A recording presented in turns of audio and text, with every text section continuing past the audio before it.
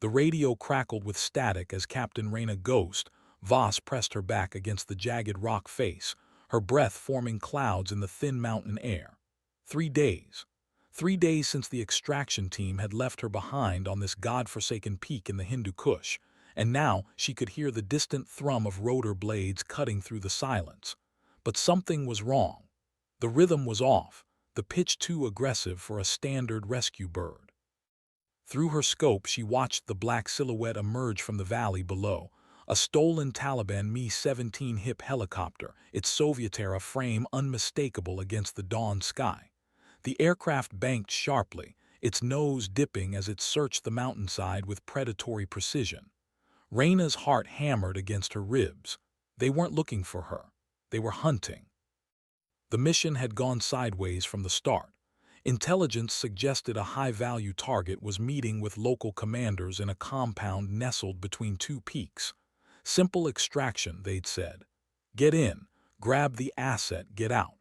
But when the assault team rappelled into the valley, they'd walked into a trap.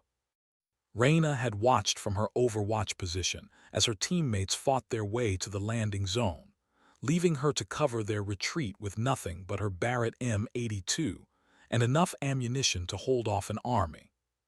She'd done her job. 11 confirmed kills, 3 wounded, and a clear path for the extraction. But when the dust settled and the rescue helicopter lifted off, she was still on the mountain. The radio traffic had been brief and brutal. Ghost were taking heavy fire, cannot maintain position, will circle back. But they never did. Now, as the hijacked helicopter climbed toward her position, Raina understood why. The Taliban hadn't just anticipated their mission, they'd orchestrated it. The whole operation had been designed to isolate her, to strand the woman they called the Angel of Death in these unforgiving peaks. She'd earned that nickname during her 3 tour, picking off insurgents with surgical precision, while her male counterparts made jokes about her small frame and quiet demeanor. The helicopter's rotor wash sent loose stones cascading down the cliff face as it hovered 50 meters away. Through the cockpit glass, she could see the pilot's face, young, determined, and strangely familiar.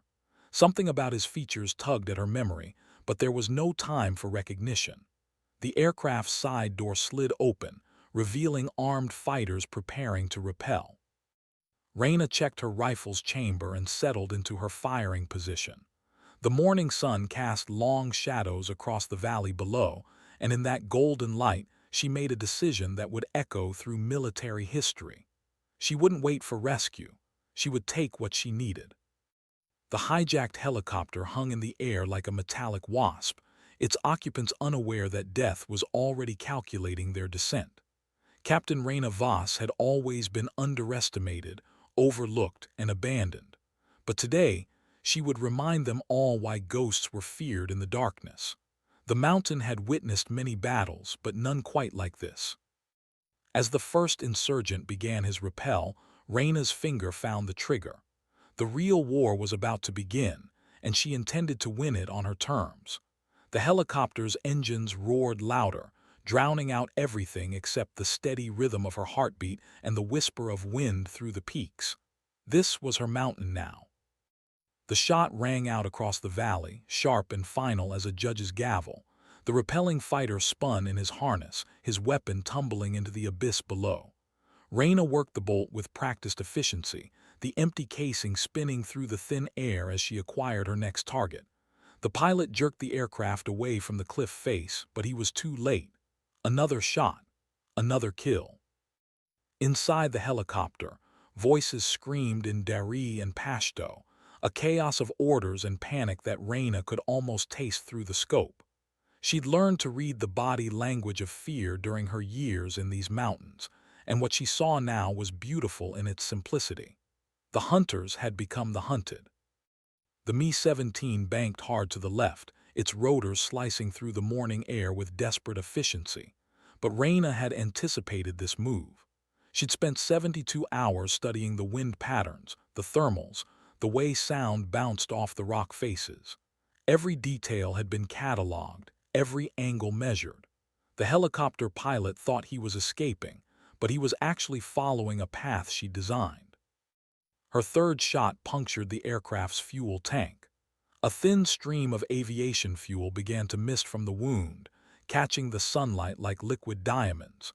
The pilot's face went pale as warning lights flooded his instrument panel. He had perhaps 10 minutes before the leak became critical, maybe less if he pushed the engines hard. Raina's radio crackled to life. "Unknown shooter, this is Commander Malik. We know you are the American woman. We offer you exchange. Come down from mountain and we will not harm your friends." She almost laughed. Her friends had left her 3 days ago, but the voice was speaking English with a British accent, educated and precise. This wasn't some local warlord. This was someone with training, someone who understood psychological warfare. The game was more complex than she'd realized. "Commander," she replied, her voice steady despite the adrenaline coursing through her veins, "I'm afraid you have me at a disadvantage. I don't make deals with dead men." The helicopter circled wider now, staying out of her effective range while the pilot assessed his options. But Raina wasn't concerned about their next move. She was already planning her own. The aircraft's fuel leak was worsening, and the nearest Taliban-controlled airfield was 40 kilometers away. Basic math told her everything she needed to know. She keyed her radio again. "Commander Malik, I have a counter-proposal. Land that helicopter, and I'll let you live long enough to explain why you know my name." The response came quickly. "Miss Voss, we have been watching you for a very long time. Your reputation precedes you, as does your stubbornness. But you are alone on this mountain, and we have resources you cannot imagine." Resources. The word hung in the air like a threat. Raina scanned the valley below through her scope, searching for additional threats. 2 more helicopters emerged from behind the eastern ridge, their black forms cutting through the morning haze like mechanical vultures. The trap was closing. But traps worked both ways, and Raina Voss had spent 3 days preparing for exactly this moment. The mountain had taught her patience, and war had taught her cunning. Now it was time to combine both lessons into something her enemies would never forget. The fuel leak from the first helicopter had intensified, creating a gossamer trail in the sky that caught the morning light like a prayer flag.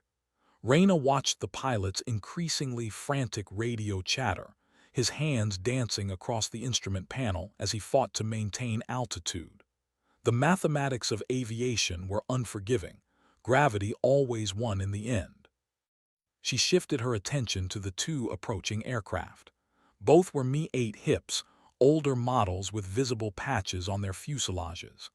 The Taliban's air force was a patchwork of Soviet leftovers and captured equipment, held together by ingenuity and desperation.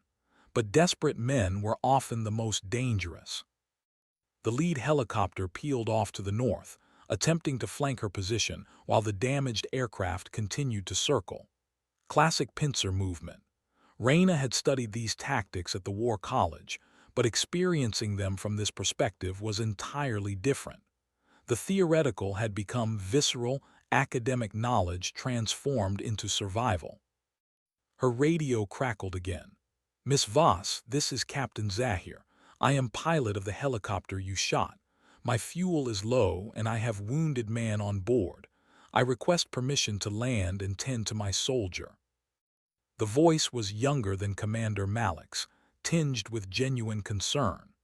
Raina found herself studying the pilot's face through her scope, noting the way his jaw clenched with each glance at his fuel gauge.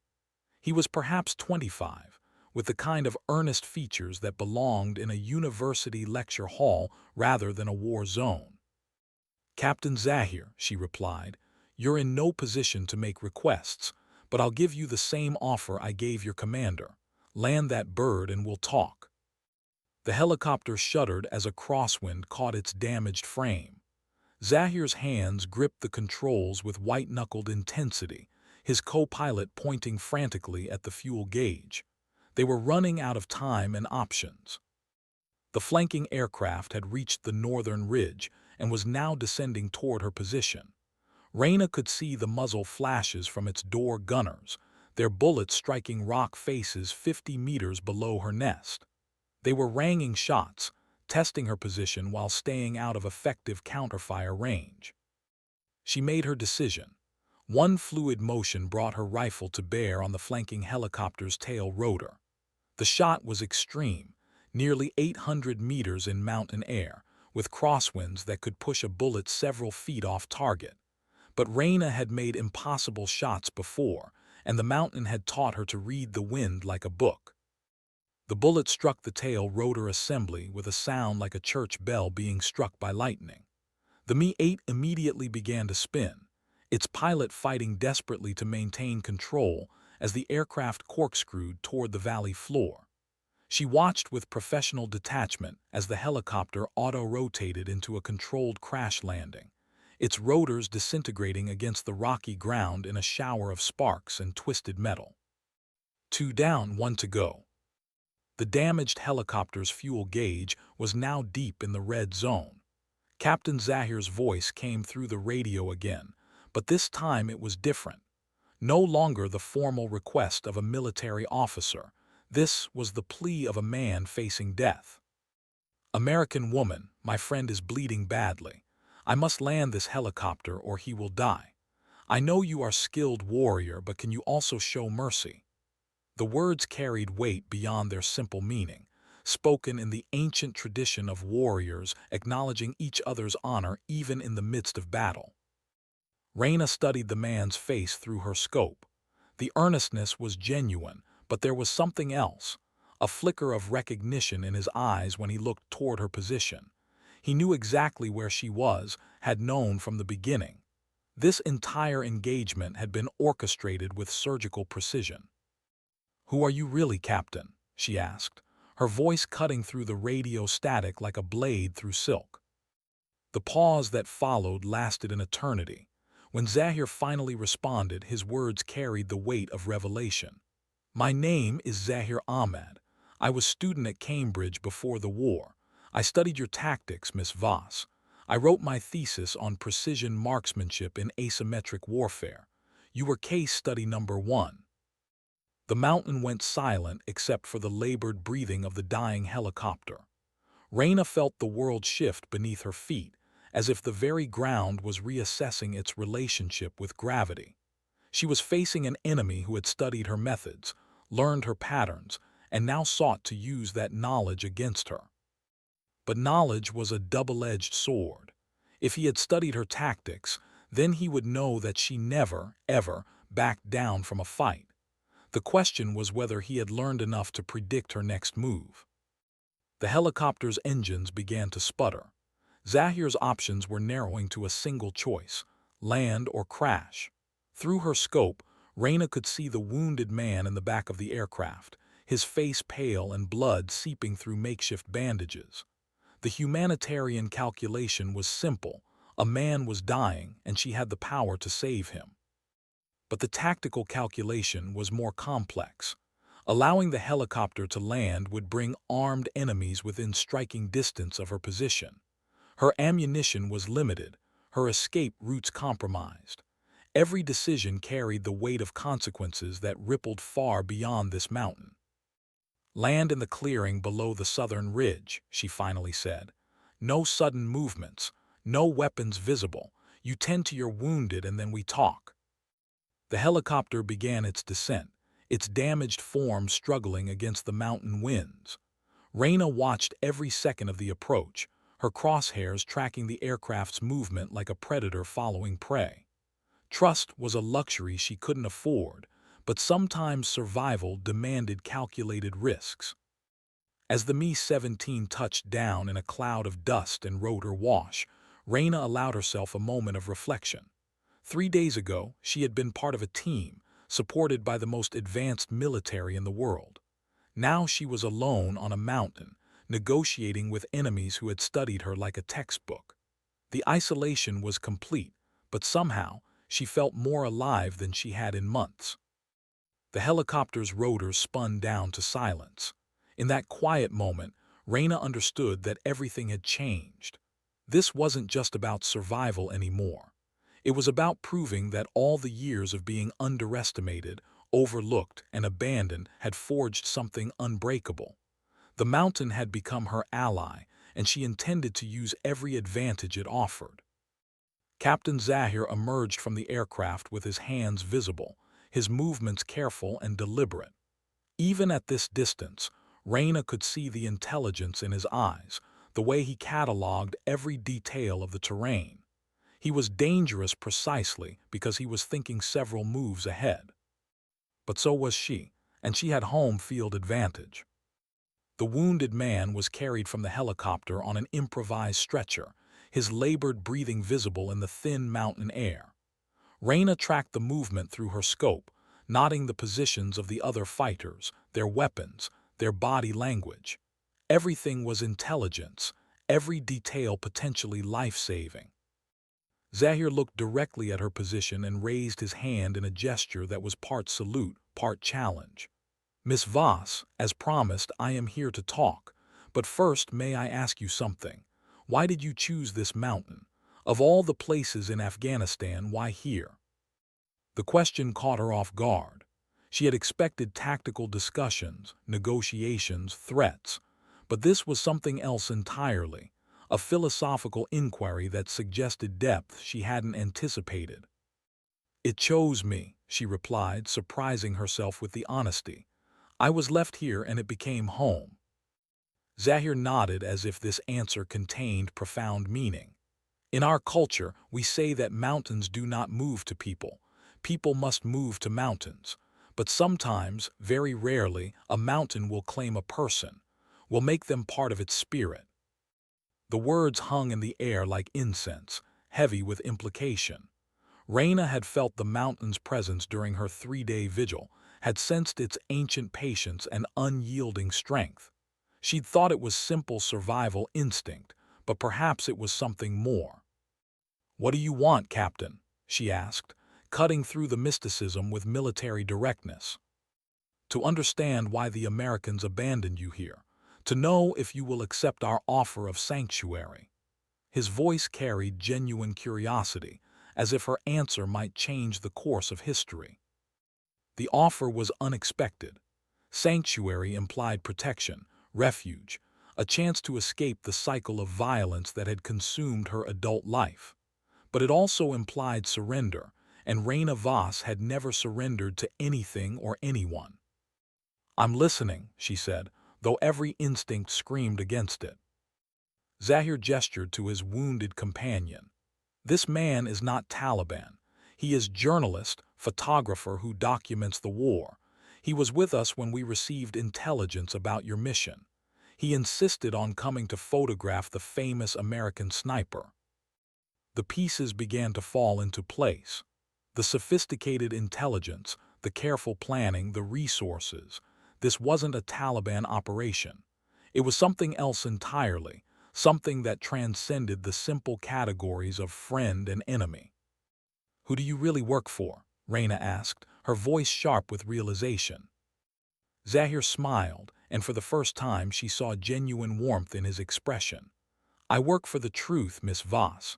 And the truth is that this war has created monsters on both sides, but it has also created legends. You are one of them." The mountain wind picked up, carrying with it the scent of snow and distant fires. Raina felt the weight of the moment, the sense that her next words would determine not just her fate, but the fate of everyone in this valley. "Legends are just stories people tell to make sense of chaos," she replied. "I'm just a soldier doing my job." "No," Zahir said firmly, "you are something more, and that is why we cannot let you die on this mountain." The wounded journalist stirred on his stretcher, his eyes fluttering open. When he saw Raina's position on the cliff face, his face transformed with recognition and something approaching awe. With tremendous effort, he raised his camera and began to photograph her silhouette against the mountain sky. Each click of the shutter felt like a heartbeat, capturing not just an image but a moment in time when the impossible became inevitable. Raina realized that she was no longer just fighting for survival. She was fighting for something far more precious and dangerous, her own mythology. The journalist's camera captured the stark beauty of the scene, a lone figure silhouetted against the dawn sky, weapon ready, undefeated despite overwhelming odds. Each photograph would eventually find its way to newsrooms around the world, but in this moment, they were simply evidence of human resilience in its purest form. Zahir watched the photo session with the intensity of a man witnessing history. "These images will outlive us all," he said quietly. "They will tell the story of the woman who could not be broken." Raina felt the weight of those words, the responsibility they carried. She had never wanted to be a symbol, had never sought the spotlight that came with extraordinary service. But war had a way of choosing its heroes regardless of their preferences. "Why is this so important to you?" she asked, genuinely curious about the man who had studied her methods and now sought to preserve her image. Zahir's answer came slowly, as if he were choosing each word with care.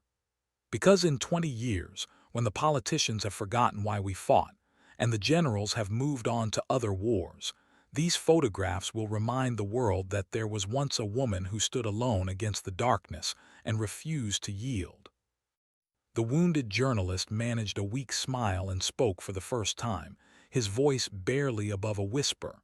"Marcus Webb, Associated Press. It's an honor to meet you, Captain Voss. I've been following your story for 2 years." The revelation hit Raina like a physical blow.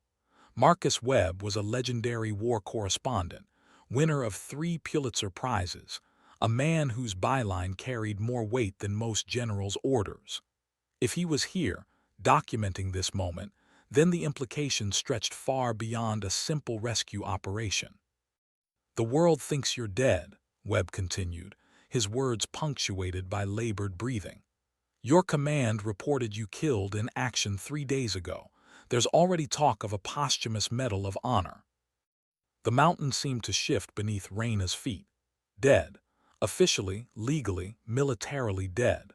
The realization was both liberating and terrifying. She could disappear, become someone else, start over.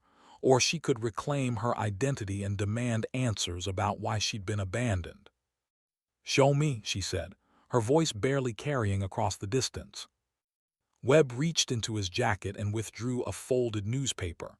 Even from her position, Raina could see the headline, "American Sniper Killed in Afghan Operation." Below it, a photograph of her in dress uniform, taken during a ceremony she barely remembered. The irony was beautiful in its completeness. The woman they'd left behind was supposed to be dead, but she was very much alive. The system that had abandoned her had also freed her from its constraints. She was no longer bound by rules of engagement, chains of command, or political considerations. "What happens now?" she asked, though she suspected she already knew the answer. Zahir stepped forward, his movements careful and deliberate. "Now you choose. You can remain dead and disappear forever. Or you can rise like a phoenix and remind the world what happens when they underestimate a ghost." The choice was elegant in its simplicity and terrifying in its implications. Raina looked at the assembled group below, the Cambridge-educated pilot, the Pulitzer Prize-winning journalist, the unknown fighters who had risked everything to reach her. Each represented a different path forward, a different version of her future. But first, she needed to understand something fundamental. Why did my own people leave me here? What could be worth abandoning one of their own? Webb's camera clicked again, capturing her silhouette against the brightening sky. "Because you know something, Captain. Something that certain people would prefer remained buried in these mountains." The mountain wind carried the scent of snow and secrets. Raina felt the pieces of a larger puzzle beginning to arrange themselves in her mind, creating a picture that was both beautiful and terrifying. She had been abandoned not out of necessity, but out of design. The question was whether she would let them get away with it. The morning sun crested the eastern peaks, flooding the valley with golden light. In that illumination, Raina saw her reflection in the helicopter's cracked windshield, a woman transformed by isolation and betrayal into something harder, more focused, more dangerous than she had ever been. "Tell me about the mission," she said, her voice carrying the authority of someone who had nothing left to lose. Webb and Zahir exchanged glances, a communication that spoke of shared knowledge and mutual respect. When Webb finally spoke, his words carried the weight of revelation. The target wasn't who they told you it was. The compound wasn't a Taliban stronghold. It was a meeting between American contractors and local warlords, negotiating the sale of weapons that were supposed to be destroyed. Your mission was designed to eliminate the only witness who could expose the operation. The truth hit Reyna like a rifle shot to the chest. She had been sent to kill innocent people, to clean up a mess created by the very system she had sworn to serve. The realization was both devastating and empowering. Devastating because it shattered her faith in the institution she had served. Empowering because it freed her from any obligation to that same institution. The high-value target was an accountant, Webb continued. A man who kept detailed records of every transaction, every payoff, every illegal arms deal. He was going to testify before Congress next month. The mountain seemed to hold its breath as the implication sank in. Reyna had been turned into an unwitting assassin, her skills and dedication perverted into something that served private interests rather than national security. The betrayal was complete and absolute. "How many people know?" she asked, though she suspected the answer would be depressingly small. "Besides us, maybe a dozen, but they're all dead except for you." Zahir's words carried the weight of finality. "We've been tracking the operation for months, trying to gather evidence. You're the only one who can testify about what really happened." The choice crystallized with perfect clarity. She could disappear, let the world believe she was dead, and start over somewhere far from the machinery of war. Or she could reclaim her identity and become the witness who brought down a conspiracy that reached into the highest levels of government. But first, she had to survive this mountain, and that meant trusting people who had every reason to kill her. "If I come down there," she said, her voice carrying across the valley like a prayer, "what guarantee do I have that you won't put a bullet in my head?" Webb struggled to sit up on his stretcher, his face pale but determined. "Because we need you alive more than we need you dead, and because some things are more important than war." The statement hung in the air like smoke, heavy with implication. Reyna studied the faces below, searching for deception, for the telltale signs of an elaborate trap. But what she saw was something unexpected: hope. These men believed in something beyond the cycle of violence that had consumed their lives. "I'll need guarantees," she said, her military training asserting itself even in this surreal moment. "Safe passage, communication with my contacts, and protection for anyone who helps me." "Done," Zahir replied without hesitation. "But we cannot stay here much longer. There are others coming, people who would prefer that this conversation never took place." As if summoned by his words, the distant sound of helicopters began to echo through the valley.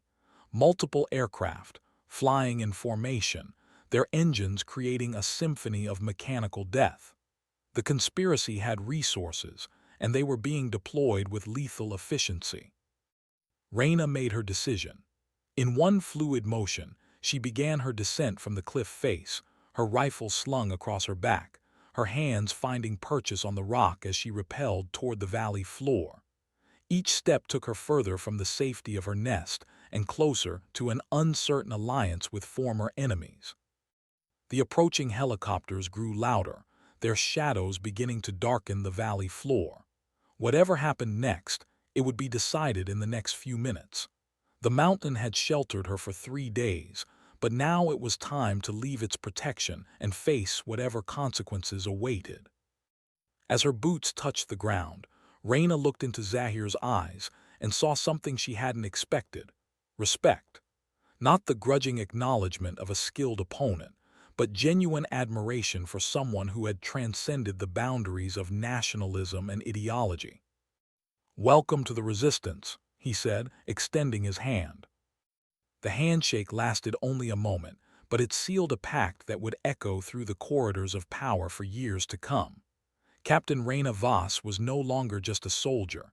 She had become something far more dangerous, a witness with nothing left to lose. The approaching helicopters burst over the ridge like mechanical vultures, their black silhouettes stark against the morning sky. Raina counted 5 aircraft, all bearing the markings of private military contractors. These weren't Taliban fighters or Afghan military. These were professionals, probably American or European, sent to clean up loose ends. "Time to go," Zahir said, his voice tight with urgency. He and 2 of his men lifted Webb's stretcher while the others formed a protective perimeter around Raina. The courtesy was notable, former enemies treating her as an honored guest rather than a captured prize. The Mi-17 that had brought them was still leaking fuel, its engine struggling against the thin mountain air. Zahir's co-pilot was frantically checking instruments, his face grim with concentration. "We have maybe 10 minutes of flight time," he called out. "Enough to reach the border, but not much more." Raina glanced at the approaching aircraft, calculating speed and distance with the precision of someone who had spent years calling in airstrikes. "They'll intercept us before we clear the valley. We need another option." Webb struggled to speak from his stretcher. "There's a cave system north of here.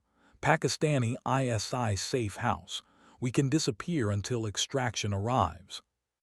The approaching helicopters spread into attack formation, their movements coordinated with military precision. Raina recognized the tactics: suppress, surround, eliminate. She had executed similar operations dozens of times, but never from this perspective. "Move," she commanded, her voice carrying the authority of someone accustomed to life-and-death decisions. The group began climbing toward the northern ridge, their movements hampered by the wounded journalist and the treacherous terrain. The first helicopter opened fire, its chain gun sending geysers of stone and dust into the air around them. Raina threw herself behind a boulder, her rifle already in her hands, her mind automatically calculating range and windage. The muscle memory of combat was as natural as breathing. She returned fire, her shot striking the helicopter's engine cowling with a sound like thunder. The aircraft veered away, smoke beginning to trail from its damaged power plant. 1 down, 4 to go. "Keep moving," she shouted to the others. "I'll slow them down." Zahir looked back at her with something approaching awe. "You cannot fight them all alone." "Watch me," she replied, already acquiring her next target. The second helicopter had learned from its predecessor's mistake, staying at maximum range while its door gunners laid down suppressive fire. But maximum range worked both ways, and Raina had advantages they couldn't match: intimate knowledge of the terrain, superior training, and the desperate focus of someone with nothing left to lose.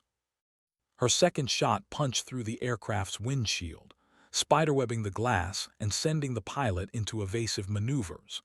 The helicopter banked sharply, its rotor wash creating a whirlwind of dust and debris that provided momentary concealment.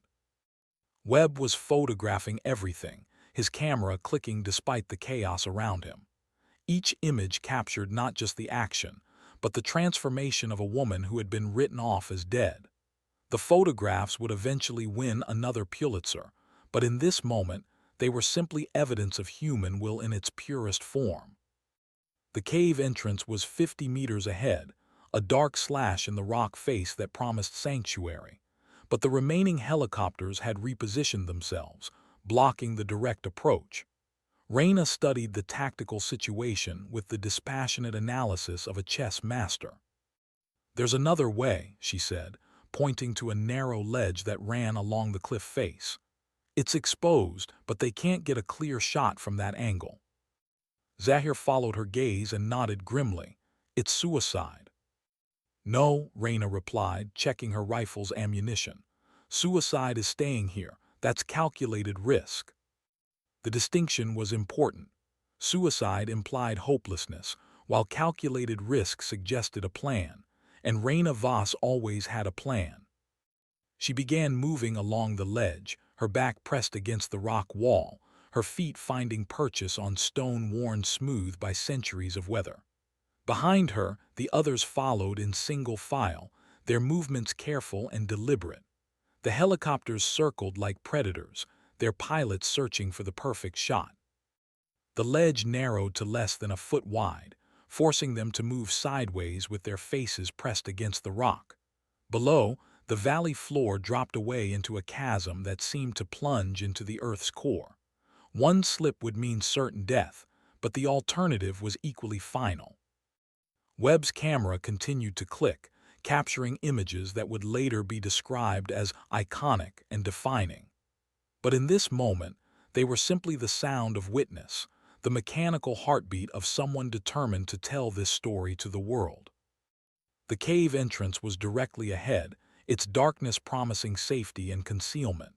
But the final helicopter had positioned itself perfectly, its door gunners tracking their movement with deadly precision. The mathematics of the situation were simple. They were exposed, outgunned, and running out of options. Raina made her choice. "When I move, you run," she told the others.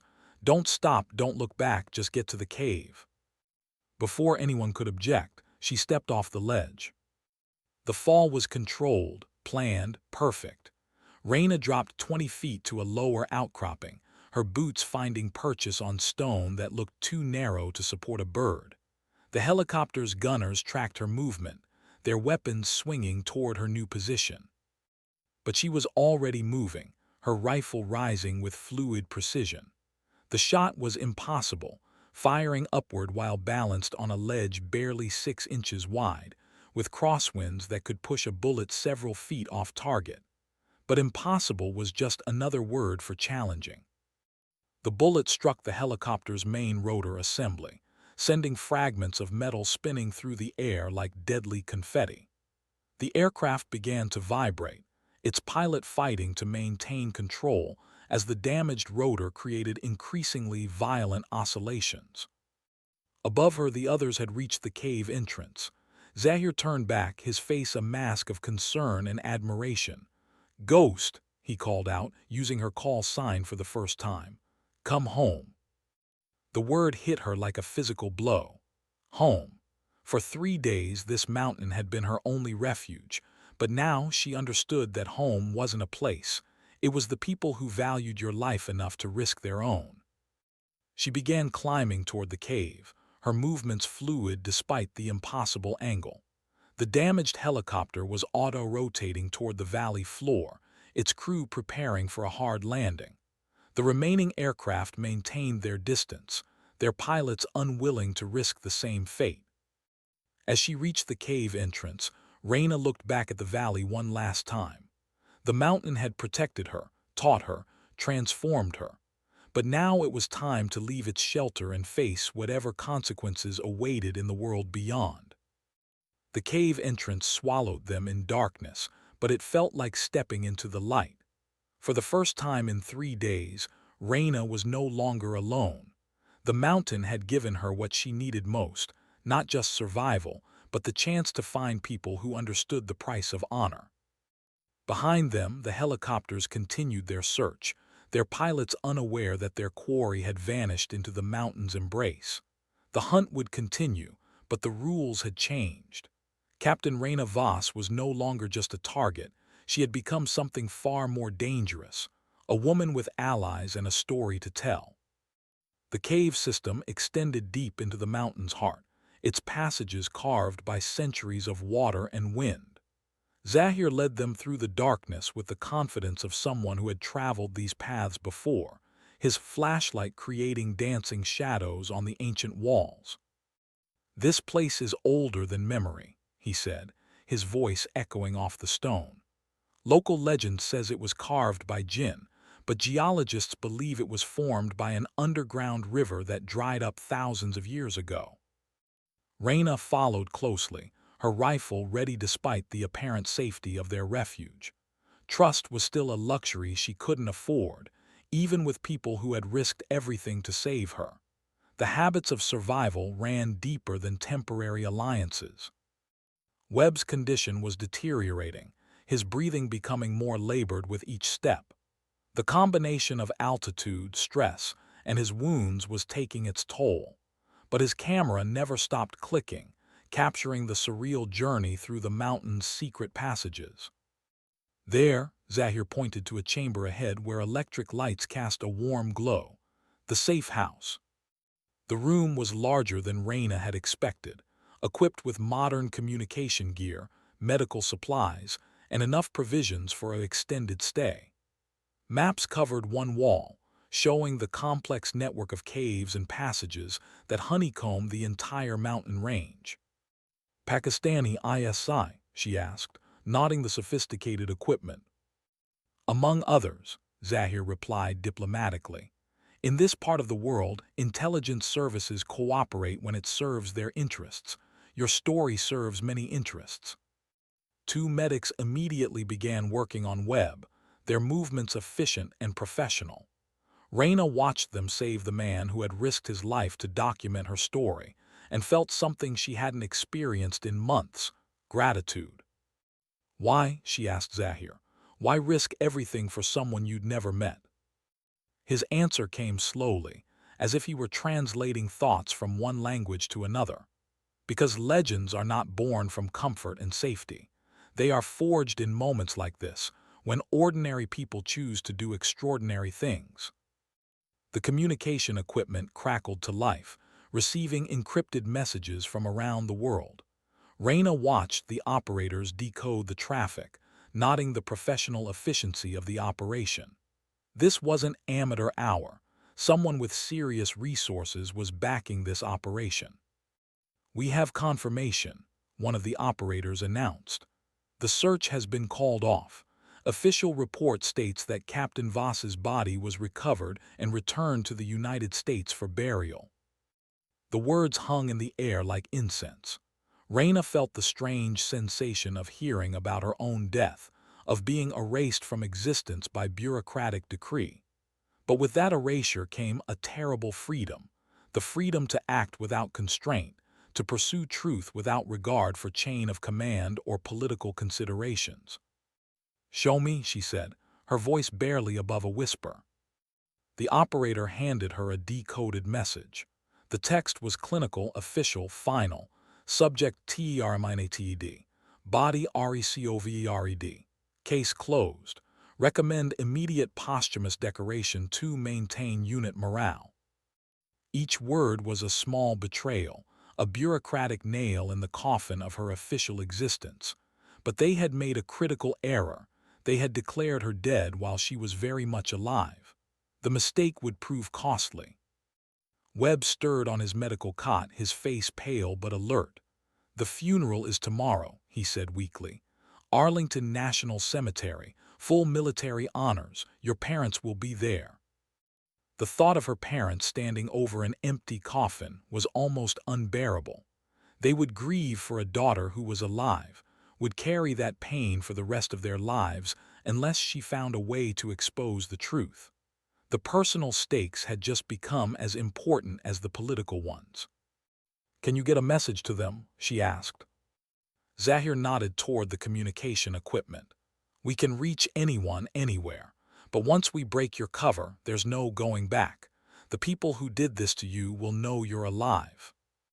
The choice was stark: remain dead and safe, or reveal herself and face the consequences.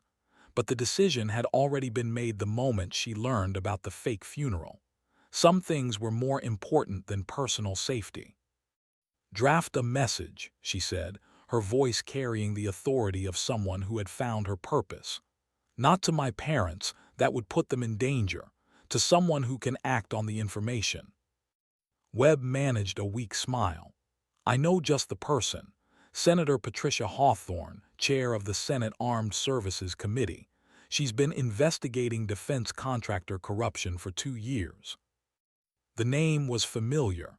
A decorated veteran turned politician, someone with the courage to ask uncomfortable questions.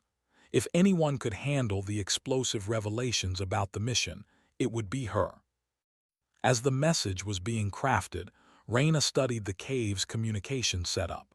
The equipment was military-grade, capable of reaching anywhere in the world through encrypted channels, but it also meant they could be tracked if they weren't careful.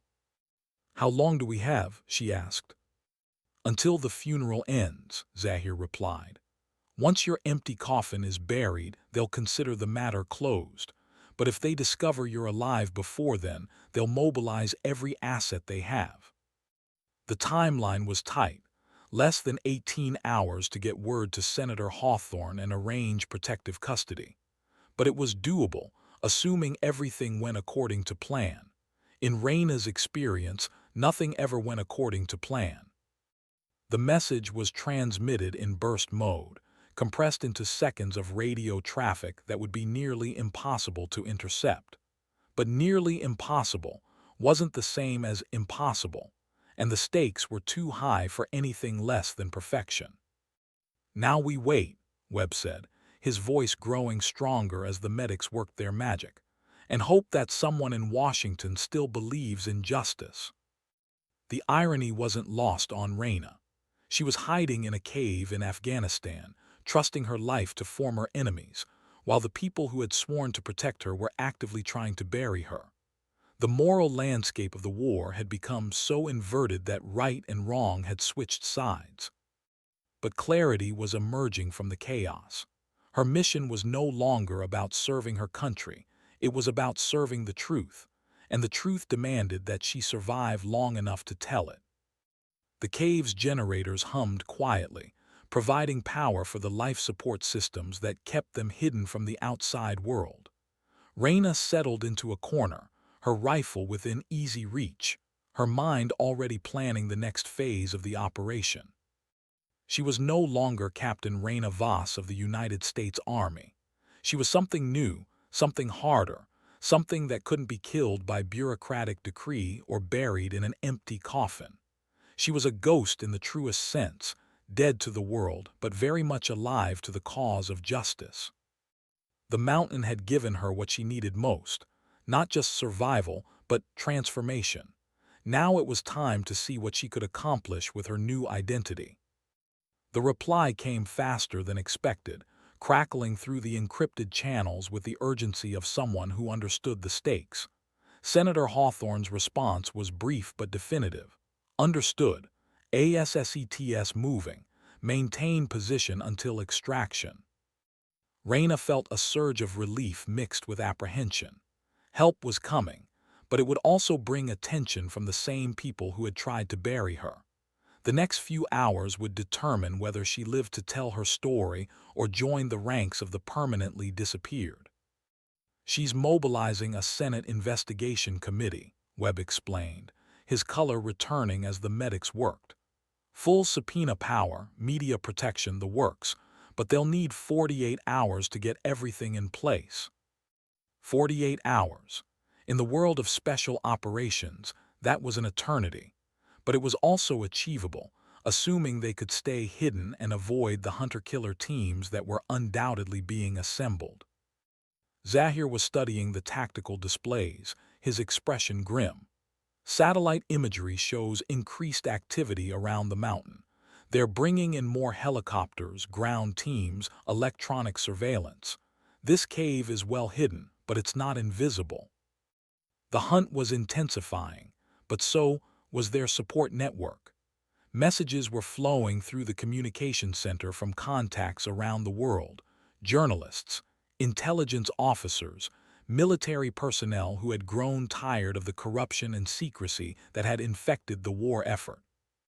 "You've started something," Webb told her, his camera capturing her silhouette against the cave's electric lights. "People have been waiting for someone with the courage to speak truth to power." Raina studied the messages, nodding the scope of the support network. Former colleagues, investigative reporters, congressional staffers, even some serving officers who were willing to risk their careers for the truth. The conspiracy that had tried to eliminate her had also created something they hadn't anticipated, a resistance movement. "What happens next?" she asked. "Next, we prove that ghosts can testify," Zahir replied. "Next, we show the world that some things cannot be buried, no matter how deep the grave." The mountain's ancient silence was broken by the distant sound of helicopters, their engines echoing through the valley like mechanical prayers. But Reyna was no longer afraid of the sound.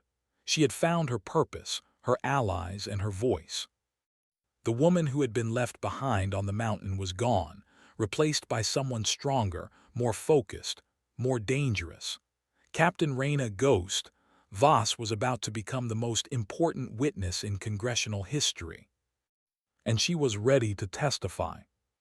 The extraction team arrived at dawn, their approach so quiet that Reyna almost missed it.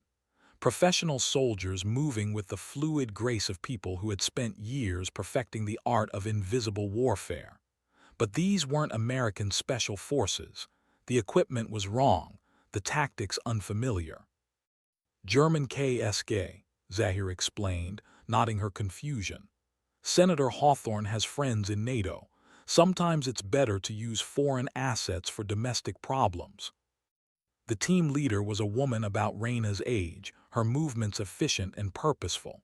She introduced herself simply as Klaus, though her accent suggested Austrian or Swiss origins. No last names, no unnecessary details, just professionals doing professional work. "We have a narrow window," Klaus explained in accented English. "Satellite coverage shows clear skies for the next 2 hours. After that, weather moves in and we lose our advantage." The plan was elegantly simple. The German team would extract Reyna and Webb to a safe house in Pakistan, where they would remain under protection until the Senate hearings could be arranged. Zahir and his team would disappear back into the mountain, their role in the operation officially forgotten.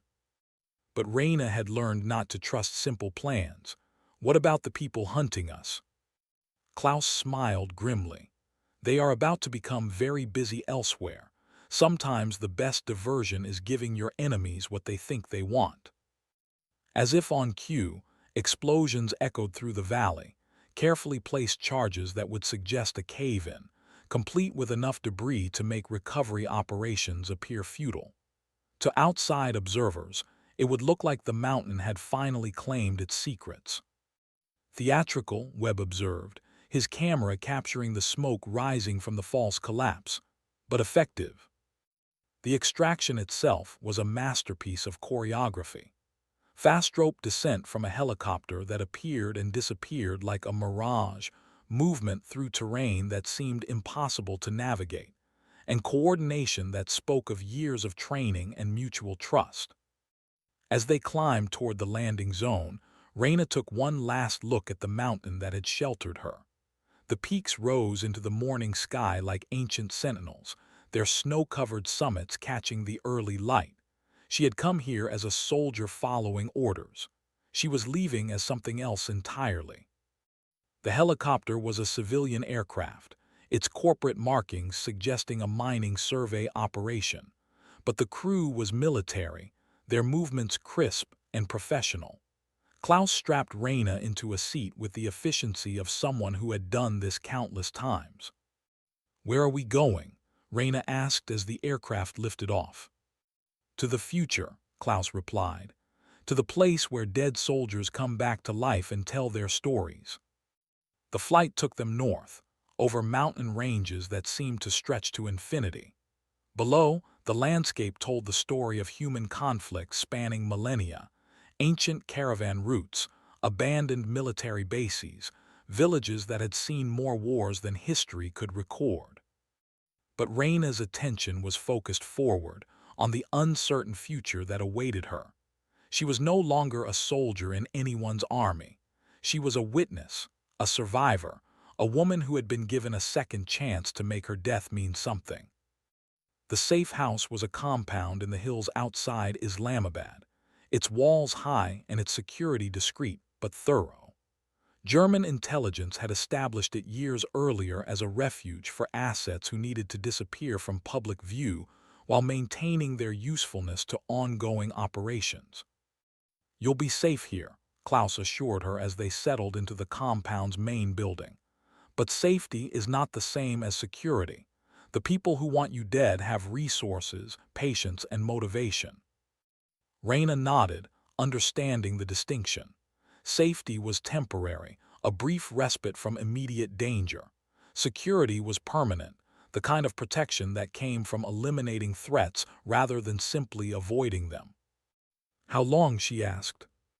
2 weeks, maybe 3. Enough time for Senator Hawthorne to arrange protective custody and prepare for the hearings. After that, you'll either be the most protected witness in American history, or you'll be dead. The bluntness was refreshing after months of military euphemisms and political doublespeak. Klaus was a professional dealing with professionals, someone who understood that sugarcoating reality didn't make it less dangerous. Webb was already setting up his equipment, preparing to document the next phase of the story. His photographs from the mountain had been transmitted to news organizations around the world, but they were just the beginning. The real story would emerge in the coming weeks as the full scope of the conspiracy became clear. "The world thinks you're dead," he reminded her. "When you resurface, it's going to cause shockwaves. Are you prepared for that?" Raina considered the question seriously. Fame had never been her goal. She had joined the military to serve her country, not to become a celebrity. But circumstances had thrust her into a role she hadn't sought, and she was beginning to understand the responsibilities that came with it.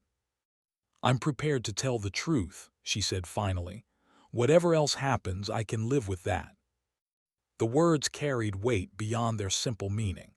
Truth had become a weapon, and Raina was learning how to wield it with the same precision she had once applied to her rifle.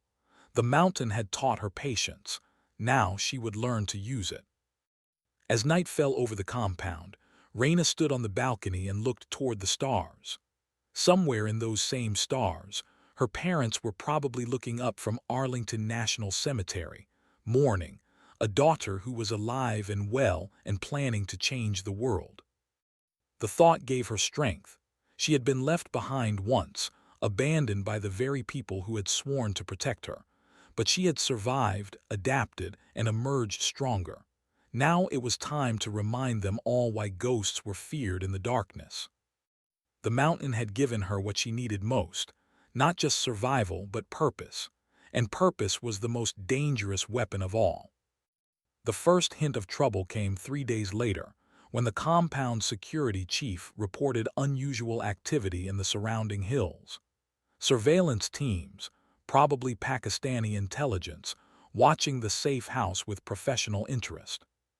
"They're not hostile," Klaus explained, studying the tactical reports. "But they're not exactly friendly either. Someone has been asking questions about our operation." Raina felt the familiar tightness in her chest that came with impending danger. The mountain had taught her to trust her instincts, and those instincts were screaming that their sanctuary was about to be compromised. "How long do we have?" she asked. "Maybe 48 hours before they decide to take action. Pakistani intelligence doesn't like foreign operations on their soil, even when they're officially sanctioned." The timeline was accelerating, forcing decisions that should have been made carefully and deliberately. But war had a way of compressing time, of making every moment precious and every choice critical. Webb was already packing his equipment, his movements economical and practiced. Years of covering conflicts had taught him when to stay and when to run, and every instinct was telling him to run. "We need to move the timeline," he said, his voice tight with urgency. "If we wait for the full Senate hearing, we'll be dead before we can testify." Klaus nodded grimly. "I've been thinking the same thing, but rushing the process increases the risk of mistakes, and mistakes get people killed." The conversation was interrupted by an encrypted message from Senator Hawthorne. The text was brief but urgent. "Timeline COMPROMISED. Extraction ASSETS moving. Prepare for emergency exfiltration." Raina read the message twice, nodding the careful language. Emergency exfiltration meant they were abandoning the original plan in favor of something faster and more dangerous. It also meant that someone, somewhere, had leaked their location. "We're blown," she said simply.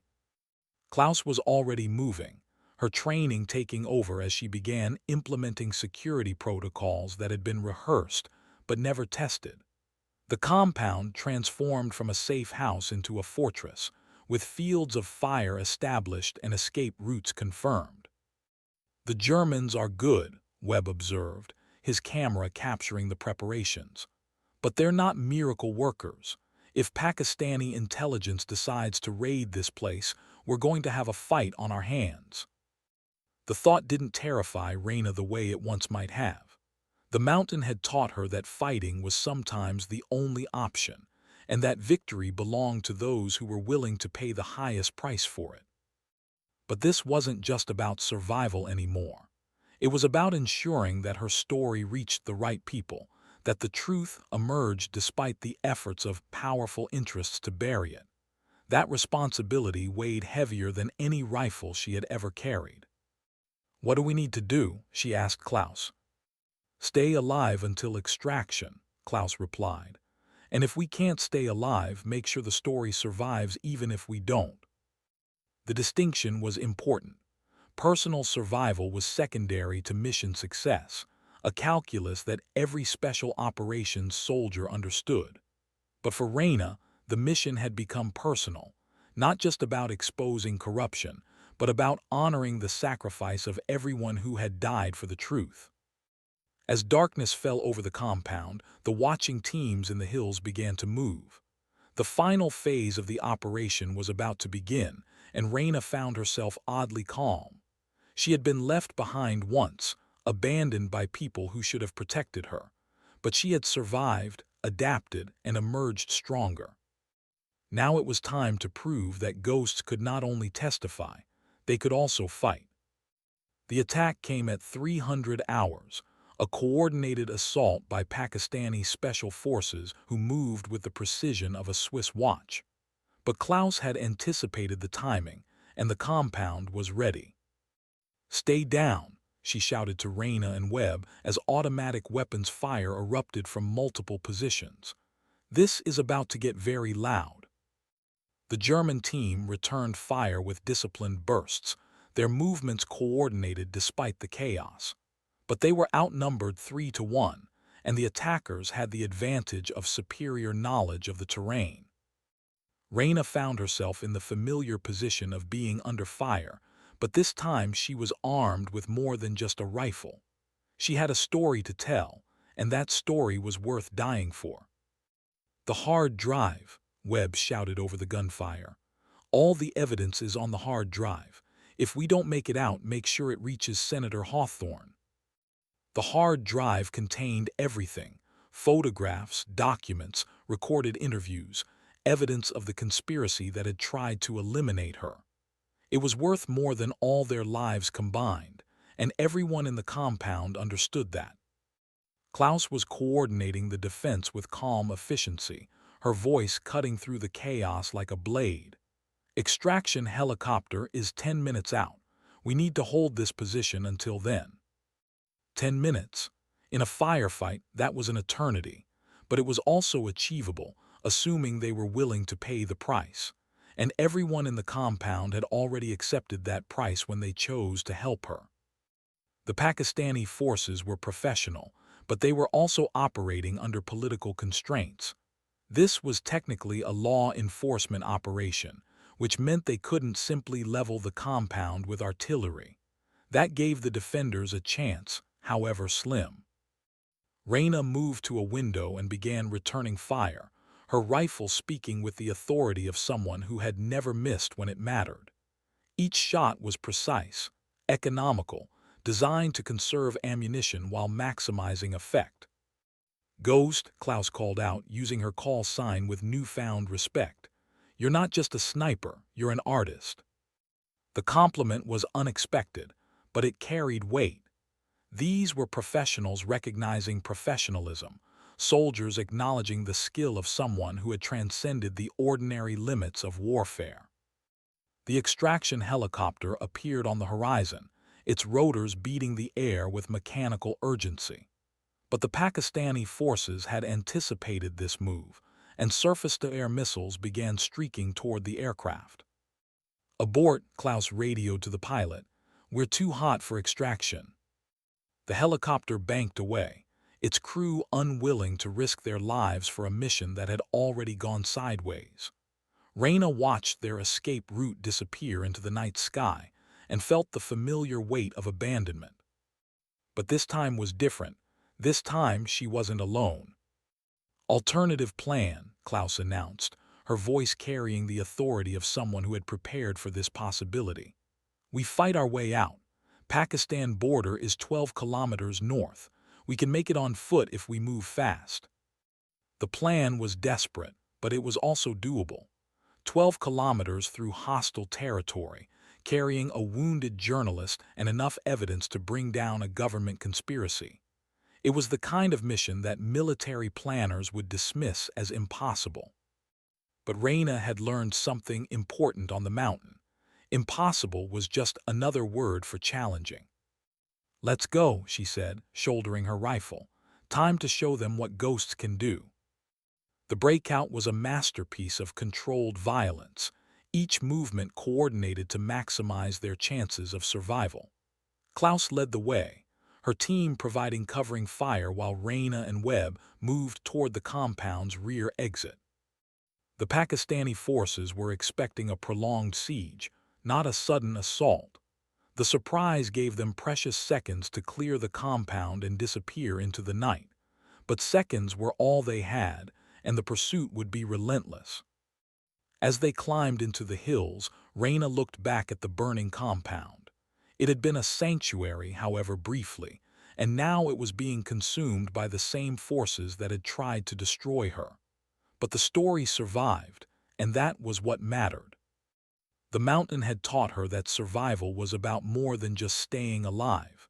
It was about preserving what was important, protecting what was precious, and ensuring that sacrifice had meaning. Now, as she climbed toward an uncertain future, Reyna understood that her story was bigger than just one woman's fight for justice. It was about the principle that truth could not be buried, that honor could not be bought, and that some things were worth dying for. The Pakistani border was still 12 kilometers away, but she was no longer afraid of the distance. She had traveled much further in the last week, and the destination was worth every step. Behind them, the compound burned like a beacon in the darkness, a funeral pyre for the old Reyna Voss, and a birth announcement for the woman who would reshape the world's understanding of honor and sacrifice. The mountain had given her what she needed most, not just survival, but transformation. Now it was time to see what she could accomplish with her new identity. The journey to the border took 18 hours, crossing terrain that seemed designed to test human endurance. Mountain passes that rose above the tree line, valleys that dropped into shadow and cold, streams that had to be forded in darkness with wounded companions who never complained. Webb's condition was deteriorating, but his spirit remained strong. "This is the story of a lifetime," he kept saying, his camera capturing their desperate flight through landscapes that few humans had ever seen. "If we live to tell it, it will change everything." Klaus set a pace that was just below the limit of human endurance, her team moving with the fluid efficiency of people who had spent years learning to disappear. They were ghosts in the truest sense, invisible to the hunter-killer teams that were undoubtedly tracking them. But Reyna had learned something important about being a ghost. Invisibility was temporary, but impact was permanent.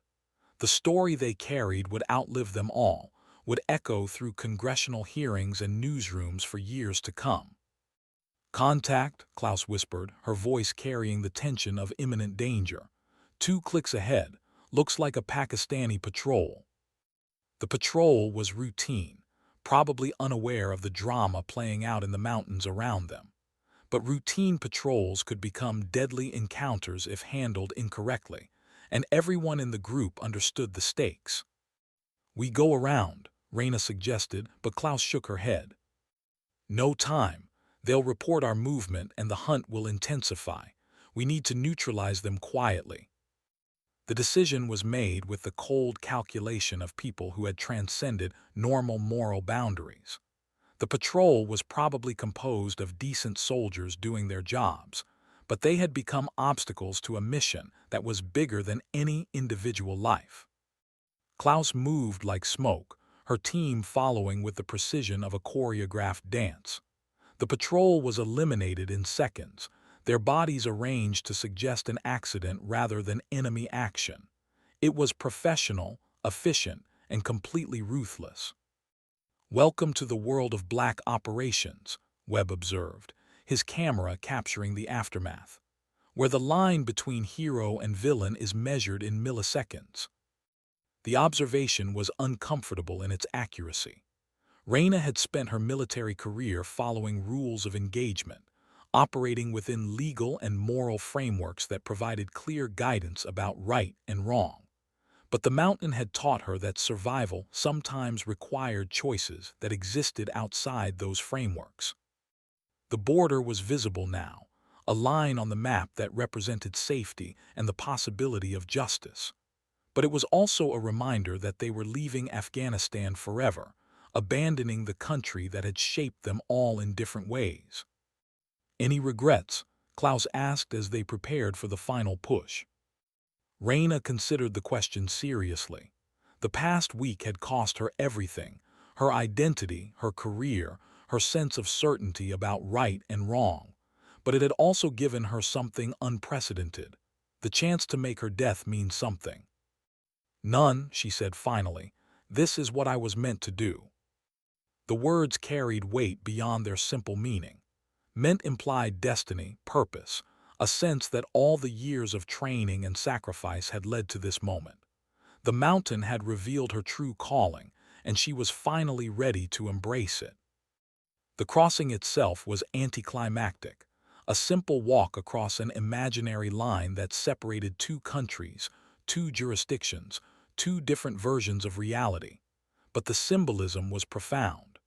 They were leaving the world where Captain Reyna Voss had died and entering the world where she would be reborn. On the Pakistani side, American vehicles waited with engines running. The extraction team was composed of people Reyna didn't recognize, but their bearing suggested special operations background, professional soldiers doing professional work. "Senator Hawthorne's compliments," the team leader said, extending his hand. "She's looking forward to meeting you." The handshake was firm, respectful, the greeting of one professional to another. But Reyna sensed something else in the man's grip: recognition, perhaps even awe. Word of her survival had spread through military channels, and she was beginning to understand the impact of her story. As they drove toward the airfield, Webb continued photographing everything, his camera capturing the transition from war zone to sanctuary. The images would later be described as historic, but in this moment, they were simply evidence of a journey that had transformed everyone involved. "What happens now?" Reyna asked. "Now you testify," the team leader replied. "Now you tell the world what happens when soldiers are abandoned by the very people who are supposed to protect them." The words were carefully chosen, suggesting that her story had resonated far beyond the immediate circle of conspiracy. She was no longer just a witness to corruption. She had become a symbol of military honor betrayed and ultimately vindicated. The aircraft was a private jet, its interior configured for medical transport. Webb was immediately transferred to a stretcher, his condition stabilizing under the care of military medics. But his camera never stopped clicking, capturing the final phase of their impossible journey.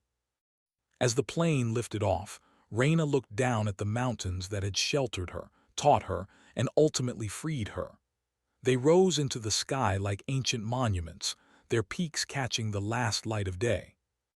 The mountain had given her what she needed most: not just survival, but the strength to face whatever came next. Now, as she flew toward an uncertain future, she understood that her real mission was just beginning. The woman who had been left behind was gone, replaced by someone who would ensure that no soldier was ever abandoned again. The mountain had forged her into something new, something stronger, something that could not be broken by betrayal or silenced by conspiracy.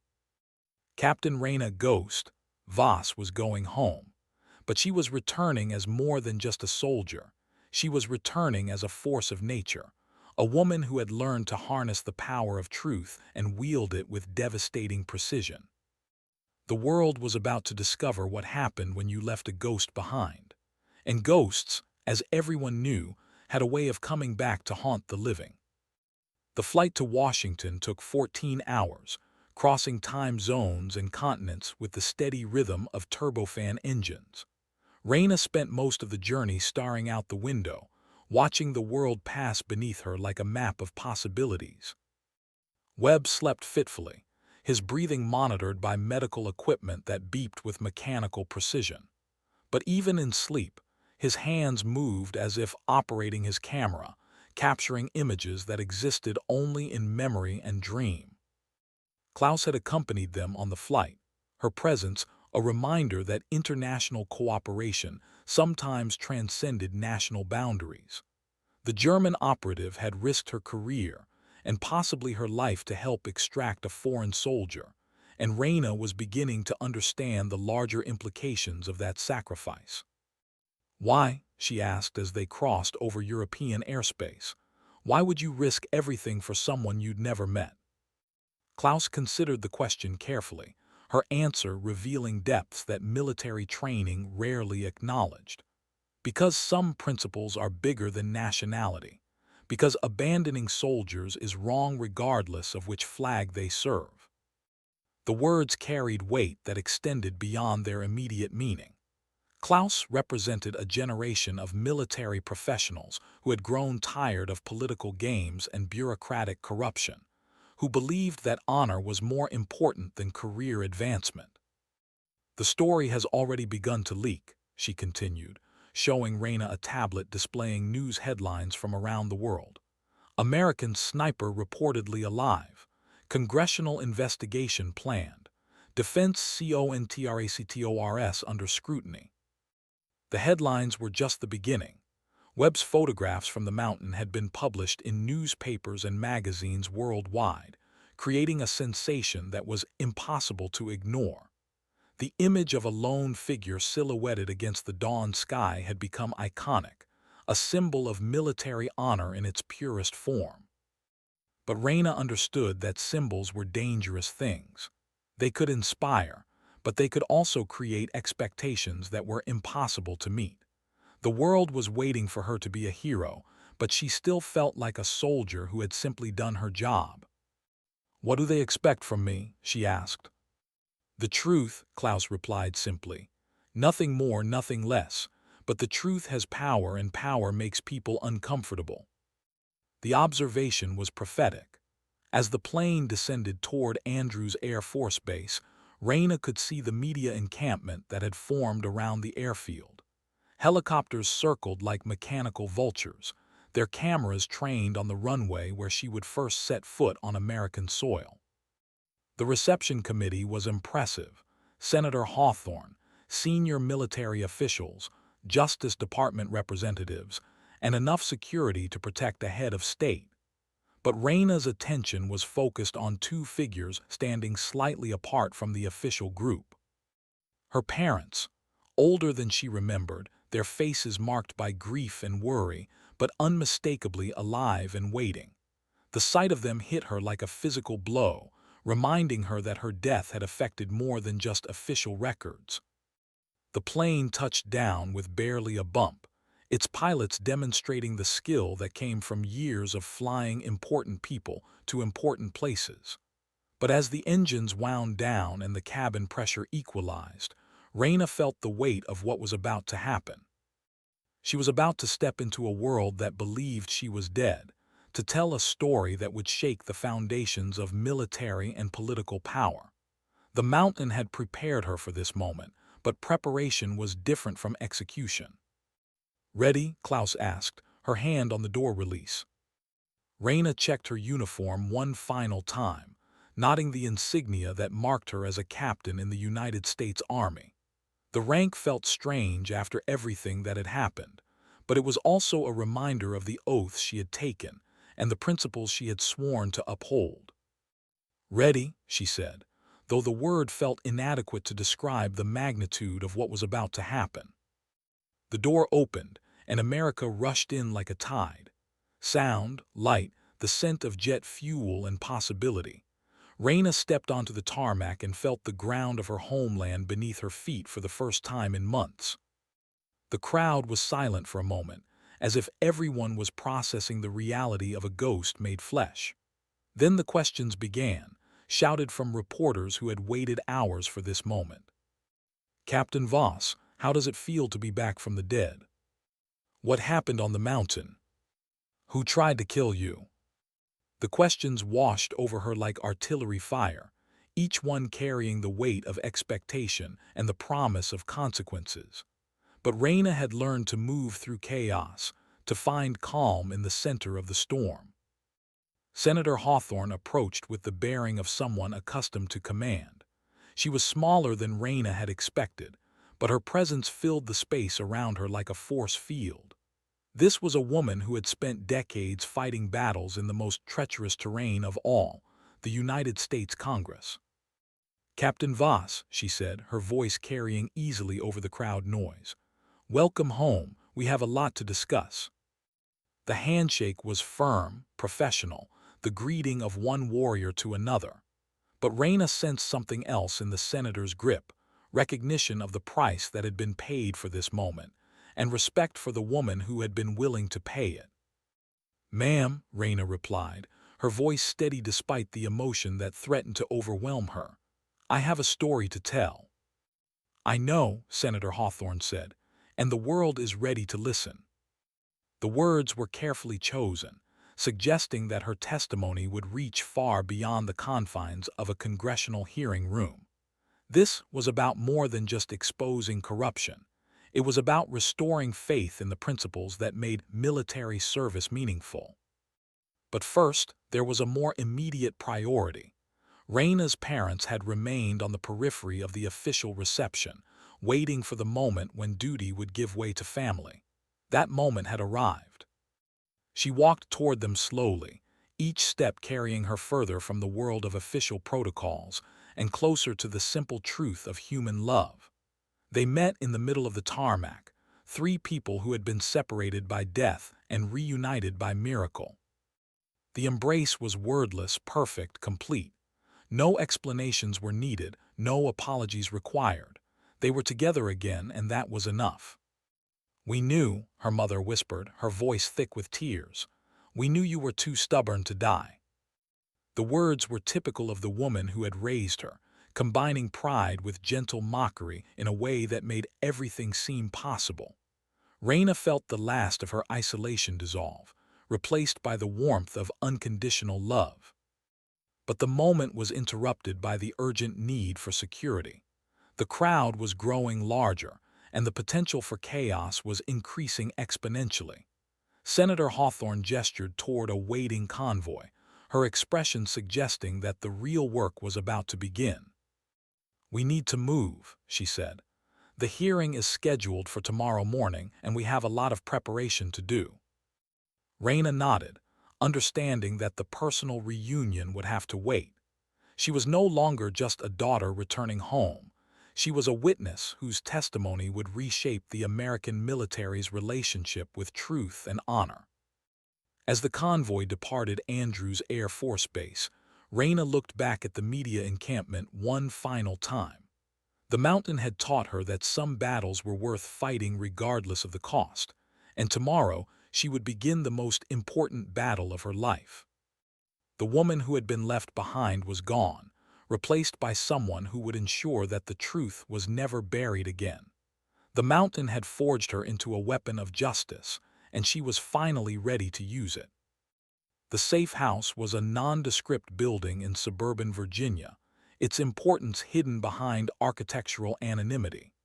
But the security was obvious to anyone with military training, layers of protection that suggested the occupants were valuable enough to warrant professional attention.